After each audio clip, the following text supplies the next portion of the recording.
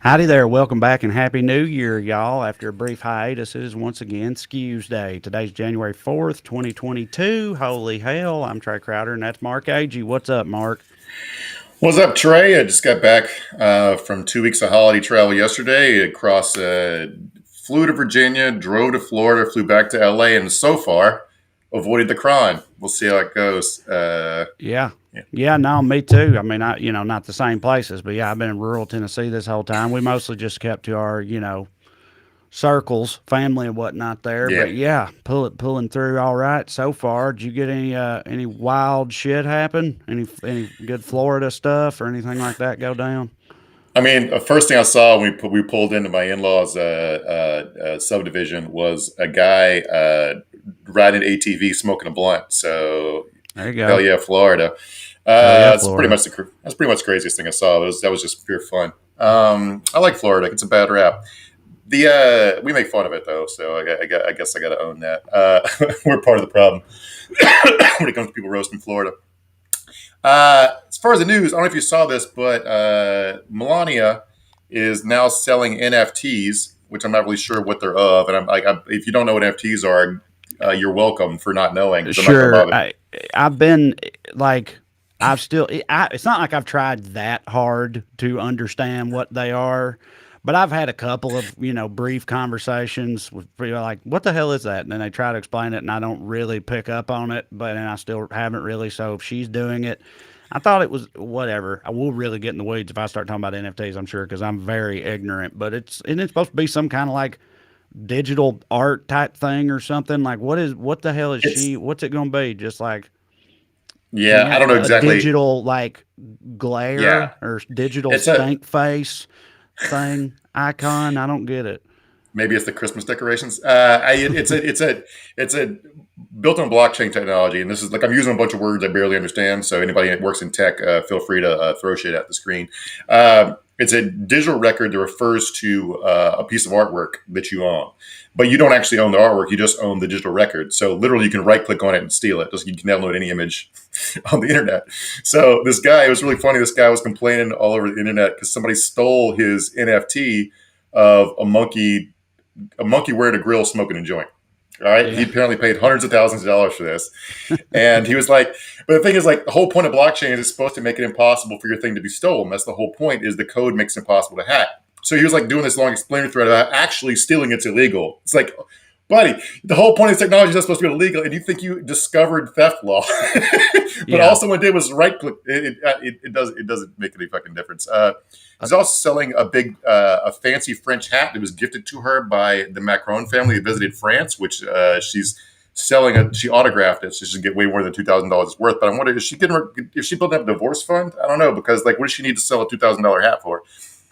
Yeah. Um, Getting a war chest together, I guess. I don't know. I'm yeah, surprised it's taken this long, really, if that's a thing that's going to happen. You know what I mean? yeah.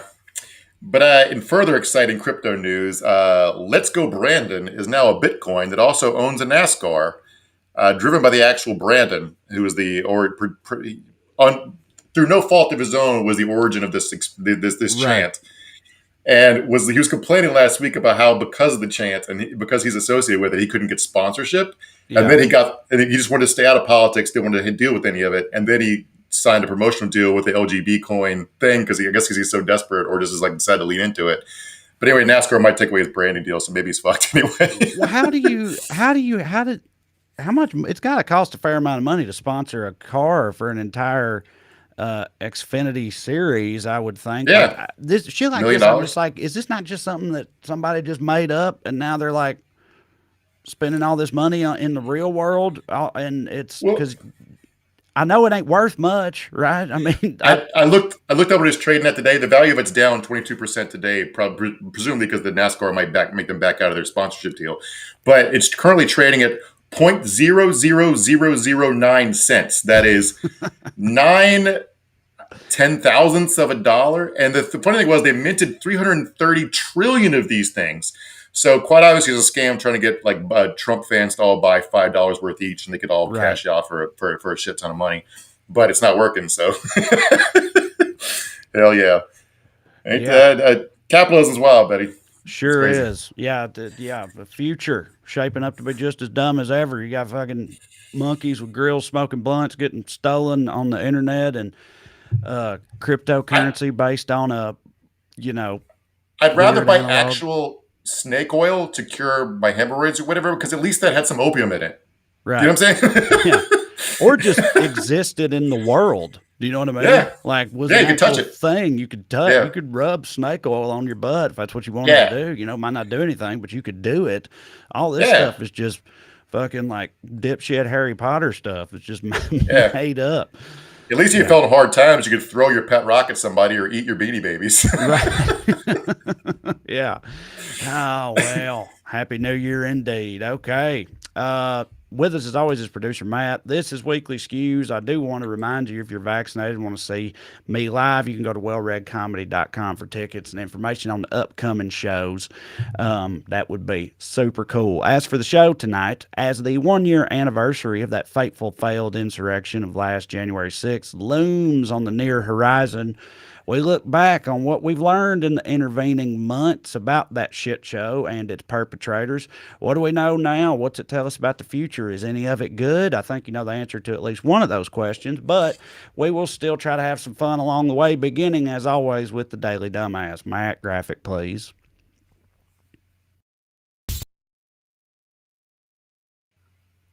Tonight's dumbass, God for inventing doctors when he had already invented himself. What am I talking about? I barely know, but here's Senator Ron Johnson with a little more. Why do we assume that the body's natural immune system isn't the marvel that it really is? Why do we think that we can create something better than God in terms of, in terms of combating disease? Now, there are certain things we have to do, but we've just made so many assumptions, and it's all pointed toward everybody getting a vaccine. So I'm assuming Ron Johnson walks back and forth to Wisconsin. Right. Or even like is naked all the time. Like Yeah. God didn't invent the clothes I'm wearing. You know, God invented enough clothes for us, Mark. It's the hairs on our naked body. Why do we need all this shit? Or, yes, he invented legs so we could walk everywhere. Why would you need a car? Or the phone that he's clearly using to call into this television show. Like, I just don't, I don't understand how Yeah. any of this is supposed to make sense in He's this guy's head. Yeah, on a phone, on a television show, in pants, having Yeah. been presumably vaccinated, and like it's just like God didn't even invent shame. That was that dumb bitch Eve, right? Uh, so, but apparently he doesn't have shame either. So maybe that's going according to God's plan. But this is these guys are also fucking dumb, man. Like I don't think like they should Google how long people lived in biblical times because Right. God wasn't doing his work Dude, back then. we're like, we have to fight God. Like, God's the one who invents the diseases that are trying to kill us. Like, we're in a war with God, really, Yeah, and we're doing everything we can to keep him from murdering us all with his wrathful machinations. So, you know, you got to do yeah. something. That's just me. That's just how I look at it. God didn't even bother trying to cure leprosy till he sent Jesus, and he still ain't cured some of it because there's still leprosy. So I don't know, like it didn't even get the job done. So I don't Yeah. know. Yeah, these guys read the Bible and remember three things from it and have no understanding. They memorize like some code words. Anyway, as my Southern Baptist mom says, God helps those who help themselves. So get Yep. your fucking vaccine and booster. Please do so. That's right. Mhm. All right. Honorable mention tonight, Don Jr. for being the Fredo Corleone and an entire family made up of Fredos. Here's Michael Cohen with some interesting what am I trying to say? Behind the scenes information here on the dynamics of the Trump family. Yeah. What's funny is you all may remember the big lawsuit that the DA had brought years ago against Don Jr. and Ivanka as it related to, at the time, Trump Soho, with the lying to the public about the number of units sold, puffing, as Donald liked to call it. I'll never forget when Donald turned around and said, because it was Don Jr. and Ivanka, if it's one of the two that we have to offer up, let it be Don. Ivanka would never be able to handle it. And Don is tough; he could take it. Now, that, of course, having a daughter and a son, I wouldn't offer either of them up. I mean, if you're going to fight because you believe that it's not true, you don't offer somebody up in advance in order to put an end to it. So in essence, he didn't want the legal bills. So he'd. So I do disagree with Trump's premise that Don Jr. would do well in jail. I just want to put that out there. Hell no. Yeah. No. Don Jr. wouldn't. First of all, I picture him making toilet wine. I don't think it's going to go well. I probably can't remember recipe. There's no cocaine, or it's hard to get cocaine. Actually, probably it's easy to get heroin. Can you get coke in prison? It's too expensive, probably, right?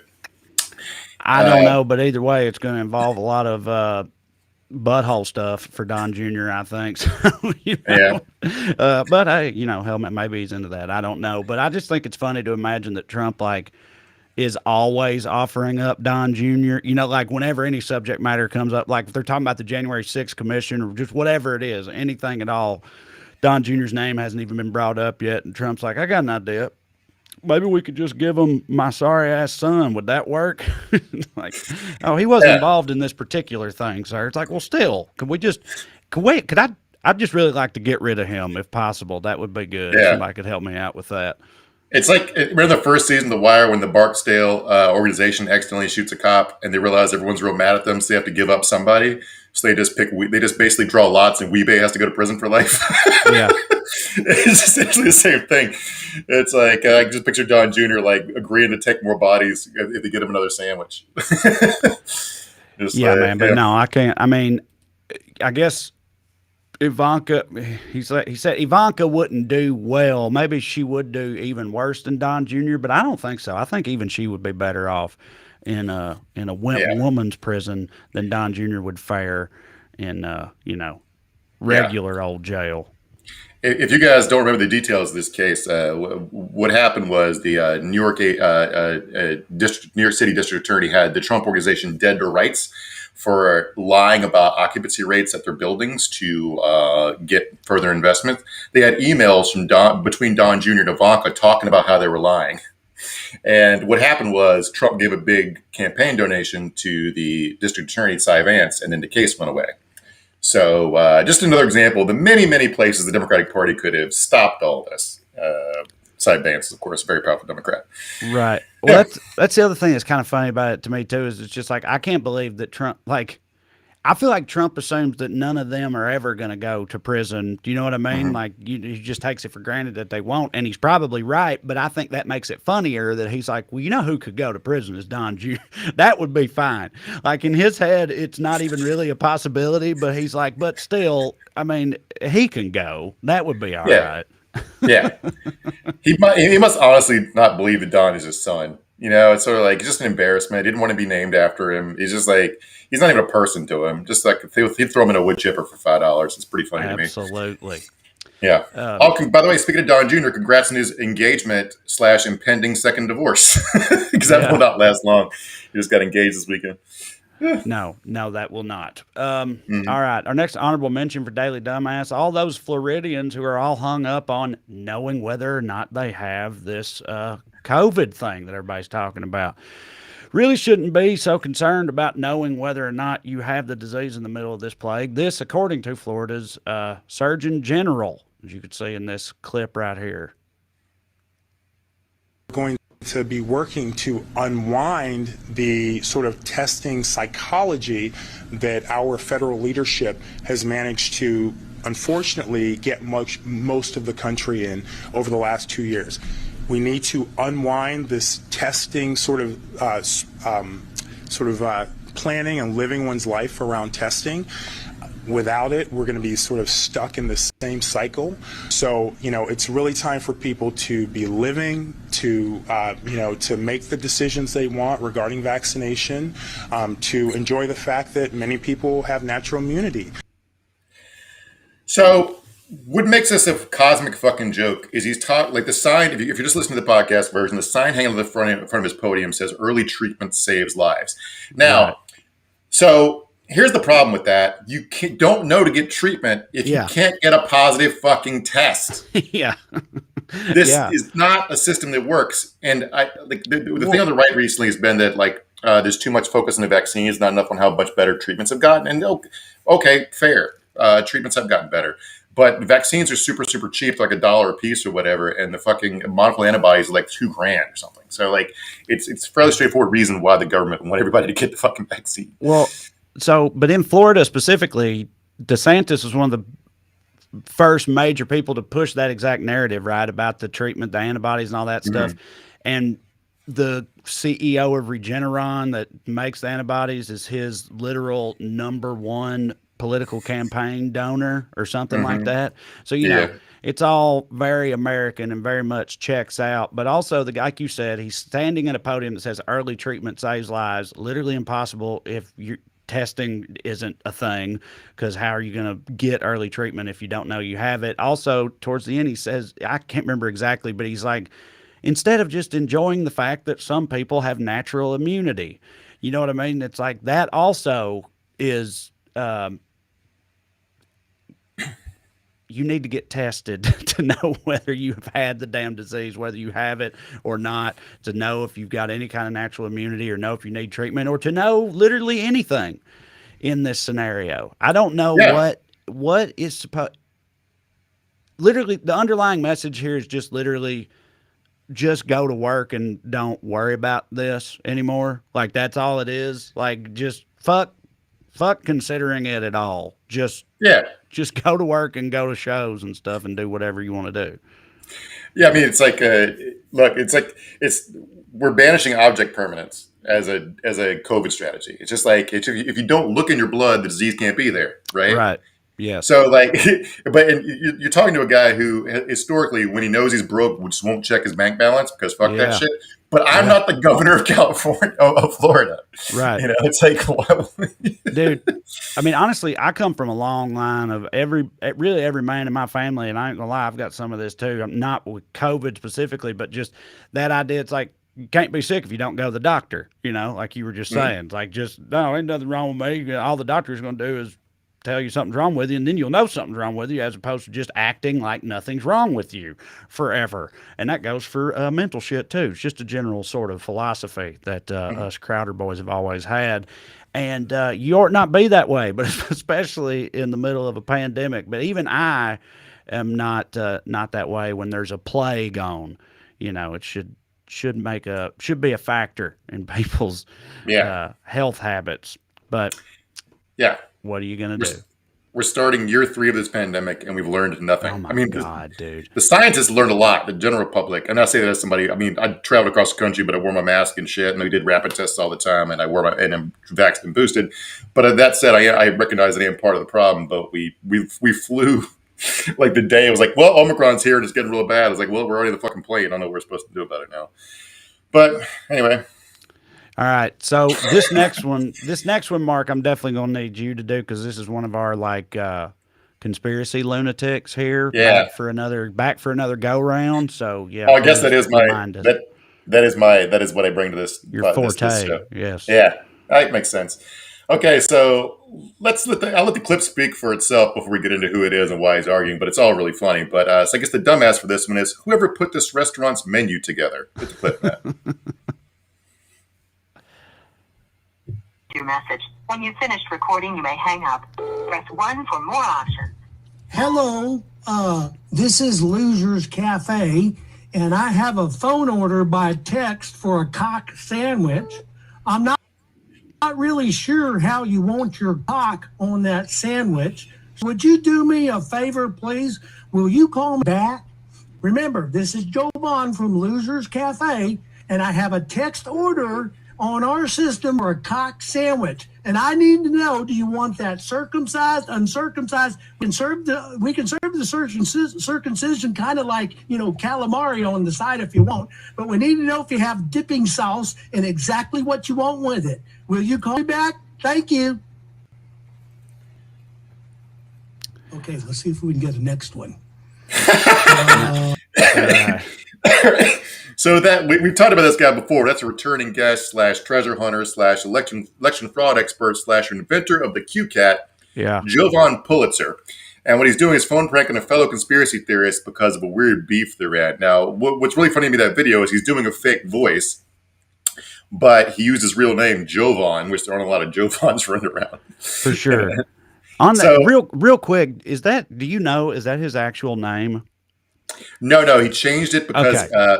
he changed it to reframe his Google hits after QCAT was such an epic Okay. disaster. This I is the guy. figured- I figured. Yeah. If you guys remember, he's the guy who blames Mark Cuban for his divorce because Mark Cuban made fun of the QCAT. And he went on that History Channel saying he discovered, I think, a Viking sword in Canada. And people Googled and saw it's a novelty sword you can buy on Amazon. I hope he paid $1 million for it. So what he was one of the big guys behind the Georgia and Arizona recount efforts. He financed them, and he claimed to have invented technology that can scan the ballots and tell if they're fraudulent or not. It's not real. But the fight is in because when the recount failed, all the people involved in it blamed each other for bad strategies. All right, so the guy that's I'm laughing at this headline here. Yeah, he did say he was going to stab him in the face and then pause ... with the truth when he realized stab him with together. the truth. Hell yeah. So so he called this guy. He also called a woman, and he called a woman and offered to talk about the size of his penis. I'm not really sure why. Hey, I'll tell you how big my dick is. That was another prank call I did in that session. Not really sure the progeny of that one. But what he's really mad at this guy for, the guy's named David Clements, he was leaving that voicemail for. So what Pulitzer did was he wrote a book that explains how his technology that proves the ballots is fake works, and he's selling it for $250, Trey. For the small price of $250, you can buy this man's Lunatic book. And one thing Clement did to set him off was he made fun of the book and pointed out there's a literal typo on the fucking cover of the book. Oh man, that's rough. Yeah, just right out the gate. I'm not sure it's worth entirely $250. Makes you question your purchase. I think you see a typo on the cover. Otherwise, it is.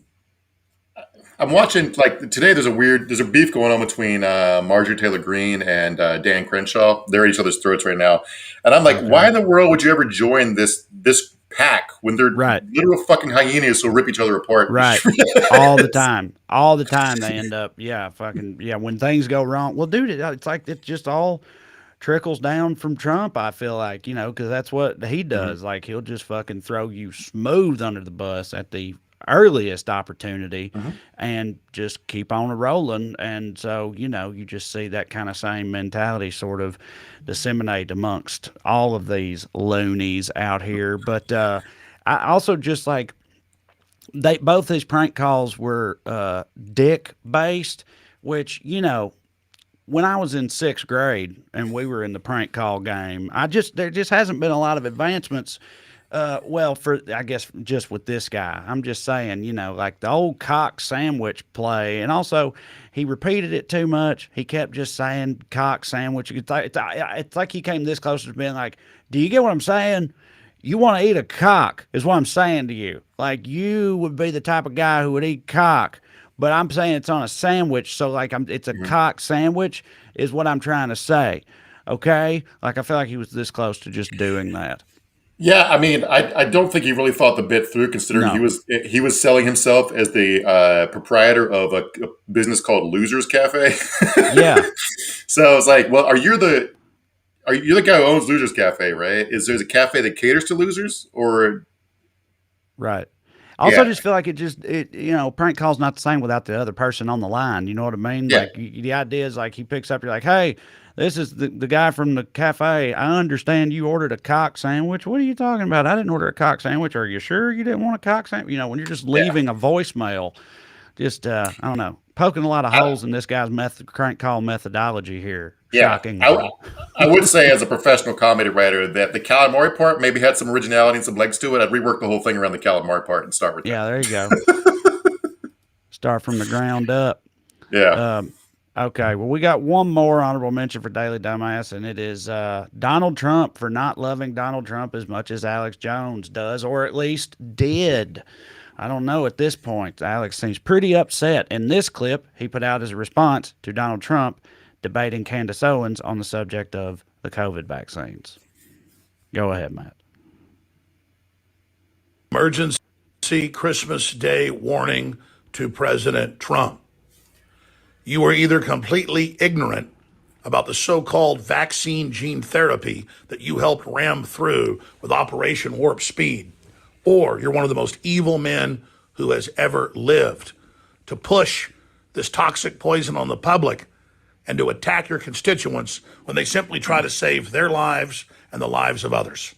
We're about to lay out the basic, incontrovertible facts that what you told Candace Owens just a few days ago is nothing but a raft of dirty lies. And yet more people have. So there's lots of funny things about this. One, he did this on Christmas Day, presumably because he didn't have any plans because his wife took his kids away, which is a real life thing that happened. Sure. But this is in response. So Trump went on Candace Owens' YouTube show, which is the dignity that his office deserves. Right. And he argued with her about the vaccines, not the mandates, just the efficacy of the vaccines, because he wants to take credit from them. And also he's smarter politically. People give him credit for it. I'll come back to that in a second. But so she argued with him about him. And then she put out a YouTube the next day after people had a backlash against him, defending him by saying, no, guys, he's just really old and stupid and doesn't understand how to do the research on the internet. He's too old to know how to get on Reddit. He gets his news from the mainstream newspapers, which is why he's wrong about this. So that's what started all this, and it's really caused a huge meltdown. And I think this is really interesting because sort of taking a lead from his head nods, the entire Republican Party has gone in on like anti-vax bullshit, but vaccines are still fairly popular even among Republicans. They're just not the mandate's not being super popular, but they're mostly vaccinated. So like literally everybody else on the primary is already locked into an anti-vax path unless they just turn up about face and laugh and lie, which of course they all will. But Trump can credibly say, not only am I for vaccines, I invented the vaccine. All these fucking assholes, we don't let you die. Yeah. It's wild. It's kind of wild to me. Like they just, however they land on a position, any given political position, however they land on it, once they have landed on it, there just is no backing off of it or revisiting it no matter what. I feel like is one of the takeaways from this, meaning like even when their God emperor, is saying the opposite, it still has no effect. Like I would have maybe thought before this particular situation, and Trump has been a proponent of the vaccines publicly before. He said it at rallies and shit like that. Before all that, I would have thought like, if Trump would just tell them to take the vaccine, then maybe they would fucking do it because they'll do whatever he says. I might have thought that to be true, but it clearly isn't. And so it's just like that's just how dug in they get once they've made up their minds. Like forget fucking like evidence and data and shit like that. Even, mandates from on high aren't enough to sway them once they've gotten there. It's like they're totally led by the mob. Like there was they always talk about this stuff off the record, but the Republican congressman article a couple weeks ago talking about how like they can't say anything publicly that deviates from Fox News orthodoxy, or they'll do a piece about it and they get death threats, and they face primary challenges from the right. So like they literally can't be sane or they'll lose. Right. So it's like it reminds me of remember the Simpsons Treehouse of Horror where the two aliens ran for president. Yeah. And the guy's giving a speech. He goes, "Abortions for none." And the guy goes, "Boo." They go, "Very well then, abortions for all." Boo. And he goes, "Okay then, abortions for some, miniature American flags for others." They go, "Ooh." It's just that. It's just that. Yeah. Trump is a salesman and a con artist. He knows how to say what people want to hear. Right. Ted Cruz is an unlikable piece of shit. Nobody fucking cares what Ted Cruz says. He has no idea how to say what people like. So it's just it's fucking insane. Is that what you said earlier? You said you said Donald Trump is actually smarter politically than people give him credit for. More on that in a second. That was it. Yeah, I was going to say because he knows that people like vaccine in general. Like the psychos you see at MAGA rallies aren't enough to win an entire Republican primary. They're not. Even when he won the primary in 16, he only got like 30% of the vote. It was just a plurality because there were 16 candidates.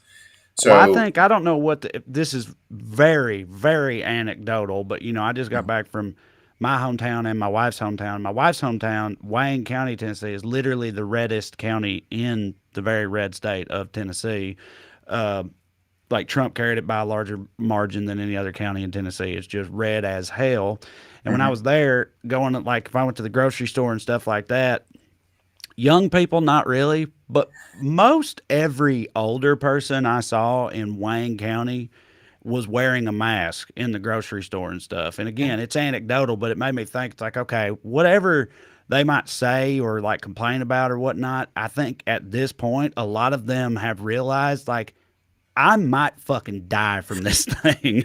And they all know people who died. They all know people who died. Yeah, right. So I think like I don't know how long it took. And again, it may not matter in terms of how they like vote or whatever, but I do think that a lot of people have just finally had it, beaten into them that it is an actual thing that you have to take measures for, My mom's little rural counties and surrounding them, like it was probably like in Southern Virginia, there was probably like, I don't know, 40 to 60% people wearing masks, and it was a little bit higher in Florida, but we were in Orlando, which is a city, which y'all know about the urban or rural, divide. But it's like, people don't want to get sick.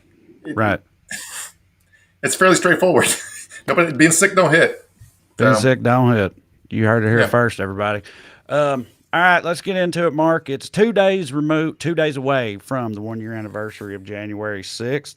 A lot has happened. A lot of over 700 arrests at this point. A lot of studying has been done. A lot of data gathered over the past year, and we've found some stuff out about who these people are. Is that right? Yeah, so Slate did had an interview today with a researcher of extremism who was talking about, like, if you look at the people who've been arrested, like Trey said, there's 700 so far. It's a little scary because these aren't your normal extremists, and let me tell you what I mean. So the guy said, the way the guy put it, January 6th is not really a product of just the fringe. So if you look at who the FBI usually arrests with the right-wing ideologies who do acts of violence, most of the time they're members of skinhead or prison gangs or militia groups or extremist groups like the Proud Boys. In this case, only 13% of those who've been arrested are parts of those groups. And people assume they're economically motivated or poor or whatever, and usually that's true, because usually right-wing extremists are typically a third unemployed. But only 7% of people arrested at the Capitol for the Capitol riot have been unemployed, which is basically the national average at the time. So fairly, employment-wise, they're economically average. They're actually, in general, a lot of them were way better than average. Over half those who were arrested were business owners, CEOs from white-collar occupations, doctors, lawyers, and architects. So those were heavily represented at the Capitol riot. And age-wise, it's crazy because 2/3 of them arrested so far are over the age of 34, which is wild because normally right-wing extremists, 2/3 are under the age of 34. So this is a wildly bougie suburban riot. 25% of them have college degrees, which is about the close to the national average of the U.S. electorate at 30%. So all those are like pretty interesting findings, I thought. And the context for it's wild because the 1-6 committee actually did a bunch of shit today. They actually seem to be getting aggressive, which is what you and I have been saying they should have been doing the whole fucking time. And it actually already caused something to happen today. For one, Trump was supposed to give a big press conference on Thursday, presumably saying Ashley Babbitt's a hero and they're political prisoners. For sure. And so but then this happened after they started dropping secret texts they'd gotten, first from Sean Hannity and Mark Meadows. We'll get to those in a second, but let's see the reaction first. Here's a video from Fox News. January 6 moments ago, we received a statement from former President Donald Trump.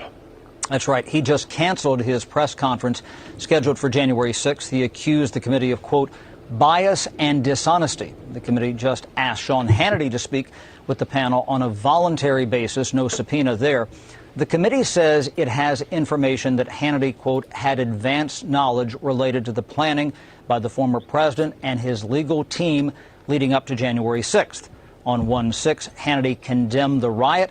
Hannity's counsel, Jay Sekulow, says the committee's request, quote, raises serious constitutional issues, including First Amendment concerns. Brett? Okay, Chad. Thank you.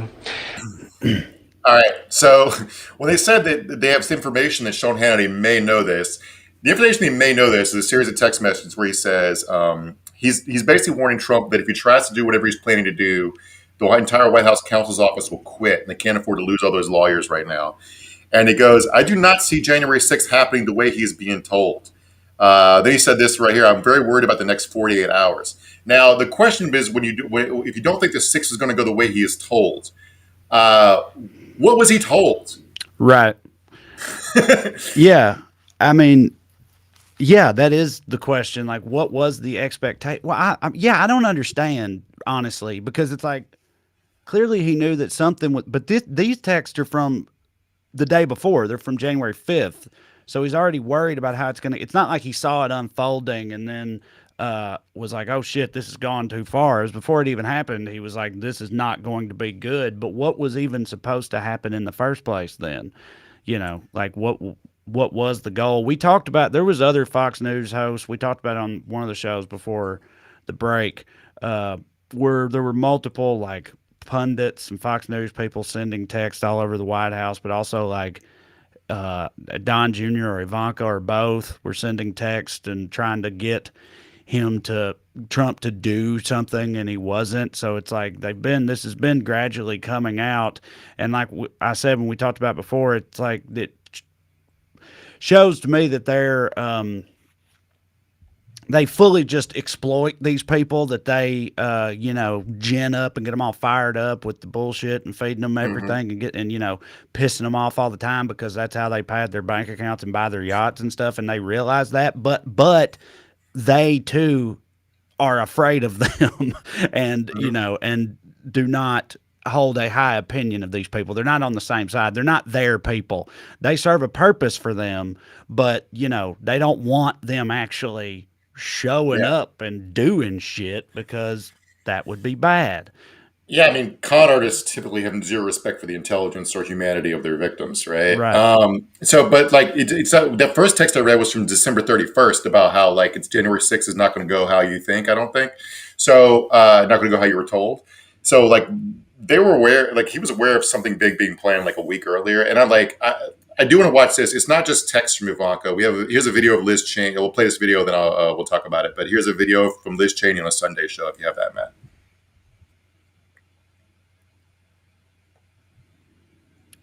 Matt said just 1 second. He'll get it for us. Yeah, just put it up whenever you've got it there. The wording of this is pretty important. But what he'll play it when he has it. But what's the so what do you think is the tantrum that Trump is throwing by canceling his press conference because this extra stuff is coming out? But like, why exactly? What would him having gone forward with it as planned?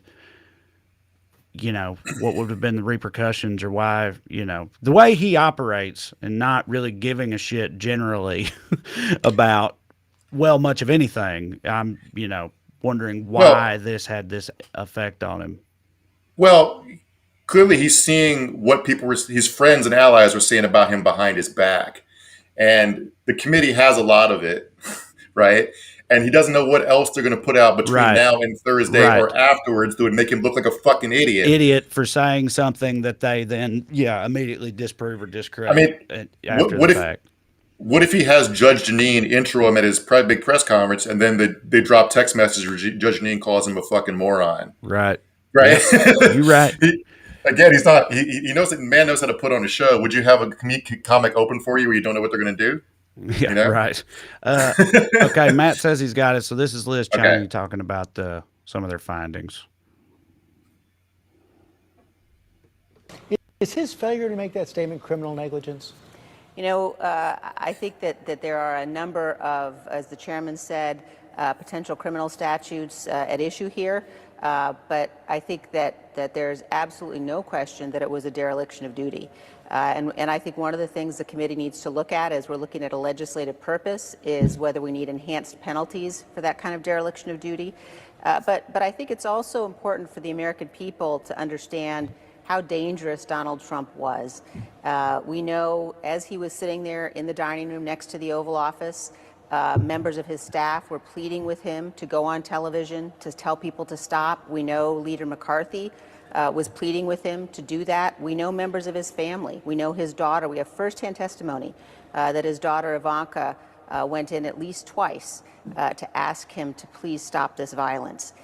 Any man who would not do so, any man who would provoke a violent assault on the Capitol to stop the counting of electoral votes, any man who would watch television as police officers were being beaten, as his supporters were invading the Capitol of the United States, is clearly unfit for future office, clearly can never be anywhere near the Oval Office ever again. So the thing that perked my ears there, and I'm not going to be one of these like justice porn people who's going to promise you Trump's never going to go to jail, because he's probably absolutely fucking not, if I had to bet on it. But she said, so she told me Ivanka going to Oval Office a couple times to meet with Trump when he was president, trying to get him to stop this shit. The phrase "firsthand information" is legally important. Now, Cheney's a lawyer, and she'd know this, but like firsthand information is admissible in court. Right. So there's a reason she used that. So that's another reason Trump would might want to not put his foot in his mouth this week. He's good at staying out of jail historically. I'm glad. Like, I don't know why it took them this long to wait till a holiday week. I know that the news is going to be high alert this week. There's going to be a lot of news coverage. We'll be watching a lot of it because it's the anniversary of the thing. So maybe that's why they're doing it. They could have been doing the full court press from January 7th of last year on. And yeah, that's just how everything moves at a glacial pace where the government is concerned. I feel like, anytime they are dragging their feet, it's never really surprising. But yeah, it's good to see anything happening at this point. So. I mean, you say that, but like Ted Cruz said today that if Republicans take back the House next year in the fall, they're definitely going to impeach Biden. And I bet you that will happen in January of next year. No, you're right about that. I mean, they've proven multiple times that like when they actually are motivated to do something, they can make it happen really fucking quick. Like when it's actually important to them, they can do it. I'm just saying like that almost never happens, and most things take fucking forever. But yeah, we'll see what else comes out on it. But back to the demographics and the data and whatnot. Basically, the takeaway from that, I guess, is that, and this is what they say in the Slate article, and the researcher says, is that it's just it's mischaracterization to call it like a fringe element or a fringe phenomenon. It's not really the fringe. It's way more mainstream than people realize. And I feel like a lot of people at this point would say, I know that, or I could have told you that by now. But I do think that it's I don't know. I still find it kind of surprising because you look at the number of people. How many people were there? I don't know, a few thousand. Right. Like that. So that's really not that many in the grand scheme of, a fucking even hardcore right wingers. So you look at just the numbers and everything. And typically when shit like this happens, I'm always like, well, yeah, but at the end of the day, this is like a fraction of whatever. But, but yeah, when you break down the numbers like you did earlier and how it doesn't really match up with what you typically think of when you think of like extremists, then it's, it's pretty freaky. I mean, by not fringe, that doesn't mean a majority, right? Because you're still talking about like, say half people who self-identify as Republicans. So like a quarter of the country or something, 25%. But like, look at like the polling data, you got like 70% of Republicans say that the Capitol riot was justified or patriotic or whatever. And that doesn't mean they would have gone, because obviously a lot of those people are lying about what they believe in order to troll the poster or troll us, right? They know what they're supposed to say to signal tribal solidarity. So it's not necessarily that they believe that really, but they don't mind fucking saying it if it helps them get their point across. But like, there's a story in MSNBC the other day. The title was "From the Capitol to the City Council: Extremism Shifted After January 6th," and it makes the point that like these people made a concentrated effort to go local after that, and we've covered a lot of the yelling at the school board stuff. Yeah, but it doesn't take that many people to sway a city council or a school board. Anybody that's ever like wonder why you can't get new apartment buildings built in your town is because the small group of people who are really against getting new apartments built in their neighborhood go and scream at this fucking zoning board and stop it. So there was just a thing last week. This story, they talk about this woman. She's head of something called the Mom Militia. And in Stockton, California, which is basically a suburb of the Bay. And she was at January 6th, and then she went back and became an anti-mask mandate person. Now she routinely goes and screams the school board there. And this is a town that went like 30%, a school district that went 30% for Biden. And she succeeded in getting them with her loud group of supporters and going to get them to rescind their mask mandate for the school districts in the middle of the Omicron surge, just by yelling, just by being the loudest person there. And it's just wild to me. So anyway, my point is, like, go to your school board meeting and be just as loud as these fucking idiots. If you don't want to run for office, I get that. But like these people, that woman didn't even have a kid in the district. She picked Stockton for whatever reason. Well, people have been, saying for a long time, like, it's not just the major elections. It's not just the presidential election or Senate and Congress and all that. It's like state and local elections. That's where a whole lot of important shit happens, and those are important too. And seeing that these people in particular really like taking that to heart and are using that to, sort of implement their ideology, but at an even more like localized level is pretty alarming. Cause I mean, you're right. It doesn't take that many to get, those type of changes across, enough people scream loudly enough in a small enough, governing body, and some shit's probably going to happen. I mean, think globally, act locally used to be a bumper sticker for like local hippie moms who were trying to get you to take a canvas tote bag to get your groceries, right? And now it's the same people, but they're fascists now. It's like, it's wild, dude. Shit is wild. I mean, it's like these people are all taking over like local election boards and stuff. So in 24, if the presidential election is overturned, it's going to be 1,000 little decisions. It's not going to be not in a state legislature or throwing out results necessarily. It's going to be, There was some other stuff in the data. Well, first of all, Matt, you can start, if you want to throw some comments up there and whatnot, I'll be scrolling through them too. I want to remind you all before I forget, okay, full disclosure, producer Matt reminded me. I did not remember of my own accord. Like and subscribe and all that stuff. You know what to do. We really appreciate it. And you can go to weeklyskews.com, get you a Skews shirt if you would like, and you can go to wellreadcomedy.com for tour dates and tickets and whatnot. So that's all those things done. Now, with that said, we'll start looking at some comments. But I did want to say, Mark, because I don't think we talked about it. I know that there was also some data in there too about, or it was a separate article about like public education and the implications it has for this as well. There was I read this piece of the day in the Inquirer, not the National Enquirer. The Inquirer, which starts with an I, from Will Bunch, and he was making this point. You might have seen this viral moment from over the holidays, where there's a lawsuit from a rural county in Pennsylvania, where the school district has filed a suit against the state because they say they're underfunded in the way that the school funds, the state funds schools, is unfair to rural poor districts. And there was a moment. There's no video of it. It was just a quote from this guy. Who's on he's on the board of, anyway, this politician at this hearing, his name's John Krill, asked him, Harvard educated, right? Didn't I read that right? That he went to Harvard. Yeah, it sounds like a guy who went to Harvard, because listen to what he said. Right. What use would a carpenter have for biology? What use would someone on the McDonald's career track have for Algebra 1? Now, off the top of my head, here's the use a carpenter would have for have a basic understanding of biology. Let's say you're in the middle of a global pandemic, and instead of having mitigation strategies that make sense, we're relitigating the germ theory of fucking disease. So that's one reason you would want a carpenter know about biology. But Bunch also makes the point that we've defunded civics education. And what this guy's statement is revealing, because he's talking about the school's purpose is to create workers for the economy. Why would they need to know stuff that's not for their job? Right. And one reason would be so you understand when someone's fucking lying to you about how the government works, or or having basic media literacy and understanding when it. Yeah. Just also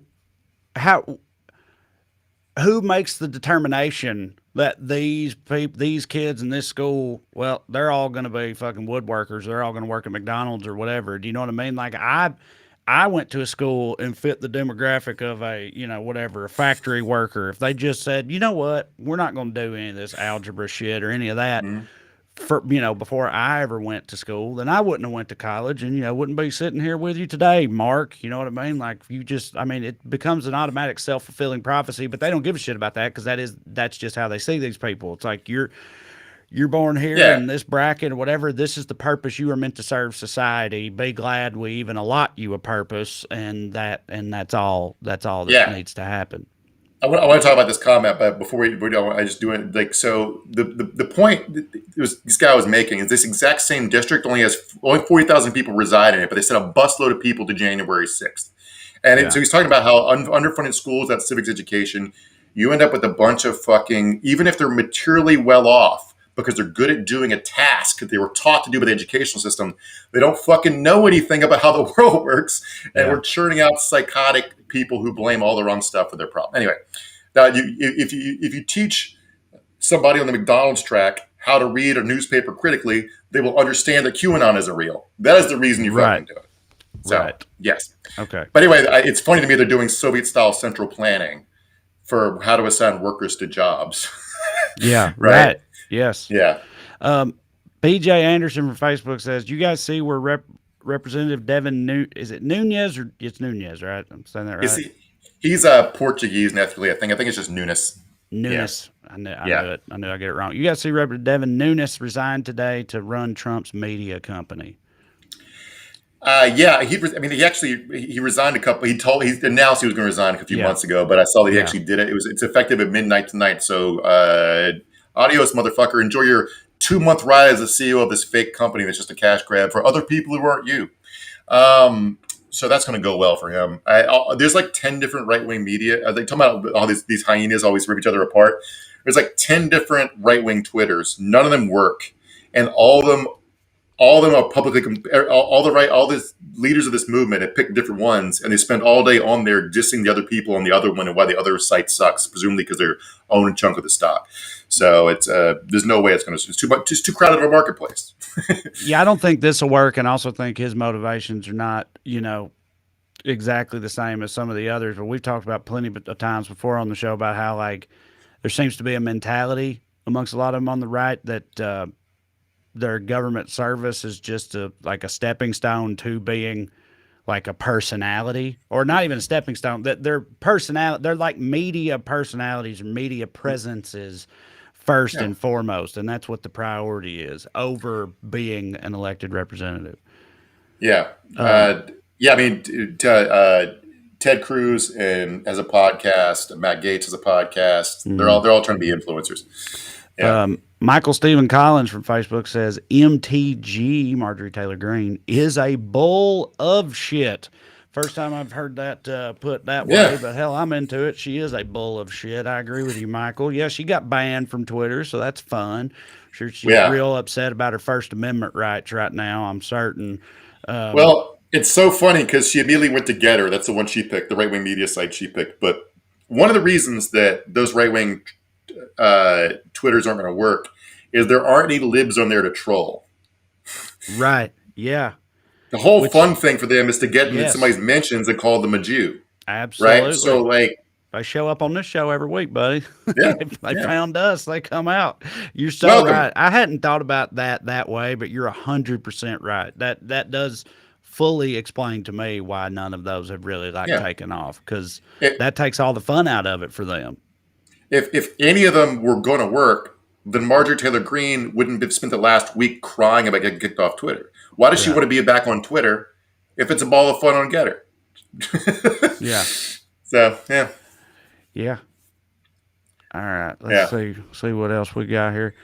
Haley Mead from Facebook says, "Who listens to Ted Cruz's podcast? That sounds like torture." Yeah, I agree. I mean, you were saying earlier, like seems like he's one of those people. Seems like nobody likes him, but he sticks around just by virtue of, I guess, where he runs at, or whatever. But but even people who still hold their noses and support him just because he's aligned with them politically, they don't like to listen to him talk. Nobody likes to listen to him talk.